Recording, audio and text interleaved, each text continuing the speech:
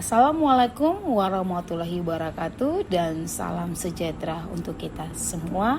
Salam dan bahagia Bapak Ibu Guru Penggerak. Perkenalkan, saya Sherly Sere, calon guru penggerak Angkatan 11 Provinsi Papua Tengah dari SD Impres Timika 2 Kabupaten Mimika. Di kesempatan ini saya akan memaparkan tugas modul 1.1 terkait dengan kesimpulan dan refleksi, yaitu koneksi antar materi. Di kesempatan ini, saya akan memaparkan kesimpulan dan refleksi pemikiran Ki Hajar Dewantara, modul 1.1, koneksi antar materi, dengan tujuan pembelajarannya, peserta mampu membuat kesimpulan dari refleksi pengetahuan dan pengalaman baru yang dipelajari dari pemikiran Ki Hajar Dewantara. Kesimpulan dari filosofi pemikiran Ki Hajar Dewantara adalah pendidikan dan pengajaran tidaklah sama, karena pengajaran adalah bagian dari proses pendidikan dan pengajaran adalah proses pendidikan dalam memberi ilmu untuk kecakapan hidup anak secara lahir dan batin. Sedangkan pendidikan pada hakikatnya adalah menuntun, memberi tuntunan terhadap segala kekuatan kodrat yang dimiliki anak agar ia mencapai keselamatan dan kebahagiaan setinggi-tingginya, baik sebagai manusia maupun sebagai anggota masyarakat. Lebih daripada itu, pendidikan menciptakan ruang bagi murid untuk bertumbuh secara utuh agar mampu memuliakan dirinya dan orang lain serta menjadi mandiri. Saya akan merefleksikan filosofi pendidikan dari pemikiran Ki Hajar Dewantara melalui 3 pertanyaan pemantik sebagai berikut. Yang pertama, apa yang Anda percaya tentang peserta didik dan pembelajaran di kelas sebelum Anda mempelajari modul 1.1?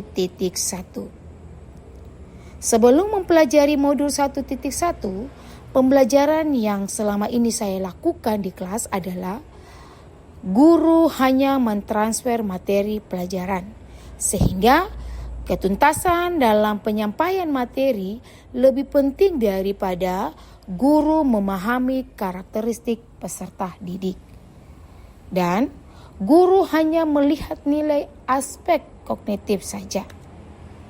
Yang keempat, jika nilai peserta didik sudah mencapai nilai KKM, maka dianggap pembelajaran sudah berhasil. Dan guru menganggap bahwa peserta didik hanya sebagai objek pembelajaran. Sehingga pembelajaran yang dilakukan oleh guru hanya berpusat pada guru, yang disebut dengan metode teacher center. Selanjutnya bahwa guru tidak memperdulikan apakah peserta didik sudah benar-benar paham. Dan guru tidak melakukan penguatan terkait materi yang sudah diajarkan. Sehingga guru hanya meminta peserta didik untuk menghafal materi. Dan guru tidak melakukan refleksi dan memberikan umpan balik selama proses pembelajaran berlangsung. Sehingga sering guru merasa gagal atau mengeluh jika banyak peserta didik yang tidak tuntas selama melakukan evaluasi. Dan peserta didik pasif sehingga motivasi belajar peserta didik semakin rendah. Setelah saya mempelajari modul 1.1 tentang refleksi filosofi pendidikan nasional Ki Hajar Dewantara, saya menyadari bahwa apa yang saya pikirkan dan selama ini saya lakukan di kelas tidaklah tepat. Pertanyaan refleksi yang kedua yaitu, apa yang berubah dari pemikiran atau perilaku Anda setelah mempelajari modul ini? Setelah mempelajari modul 1.1, saya menyadari dan ingin merubah pemikiran saya sebagai seorang guru. Yang pertama, peserta didik bukanlah sebagai objek pembelajaran, tetapi sebagai subjek pembelajaran. Karena di sini peserta didik diberikan kebebasan berekspresi. Kemudian, peserta didik diberikan kebebasan untuk mengemukakan pendapat dan peserta didik memberikan kebebasan untuk berkreasi. Yang kedua, bahwa guru harus merubah metode pembelajarannya dari teacher center menjadi pembelajaran yang menggunakan metode student center atau pembelajaran yang berpusat pada peserta didik. Yang ketiga, guru lebih menghargai karakteristik dan gaya belajar anak.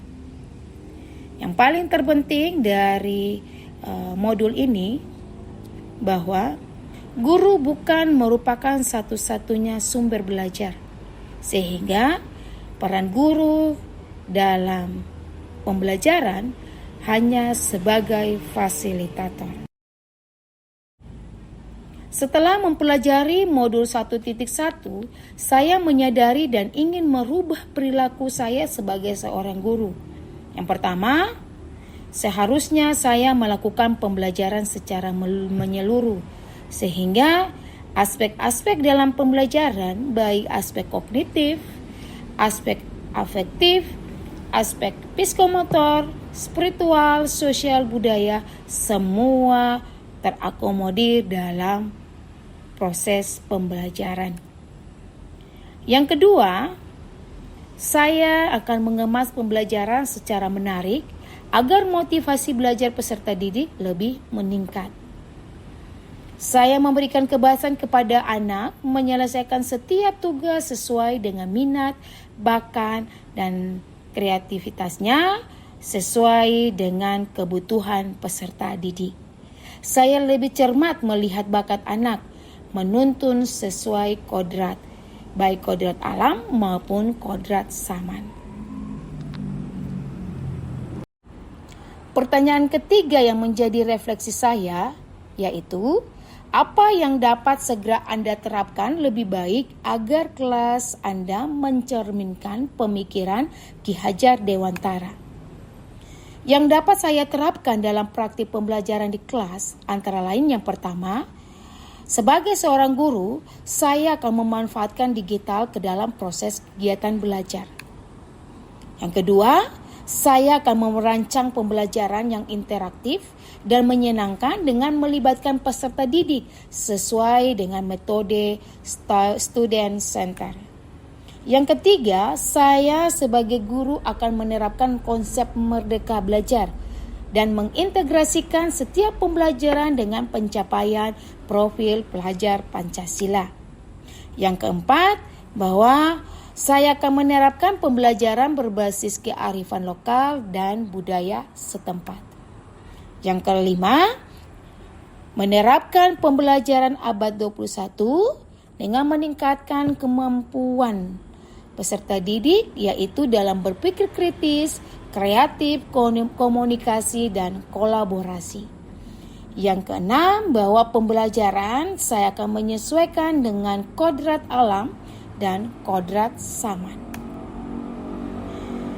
Selanjutnya bahwa yang saya akan lakukan di kelas, saya akan menerapkan sistem pamong, yang mana seorang pendidik berperan atau menuntun, bukan menuntut. Yang terakhir bahwa saya harus lebih mengenali karakter dan latar belakang peserta didik dengan menjalin komunikasi yang baik. Demikian filosofi pemikiran Ki Hajar Dewantara, modul 1.1 koneksi antar materi. Dengan demikian kesimpulan yang saya bisa jelaskan. Yang pertama, bahwa pendidikan adalah menuntun anak sesuai dengan minat dan bakatnya. Yang kedua, pendidikan bukan hanya ilmu akademis saja, namun perlu penanaman budi pekerti yang baik. Yang ketiga, bahwa pendidikan sejatinya adalah berhamba pada anak.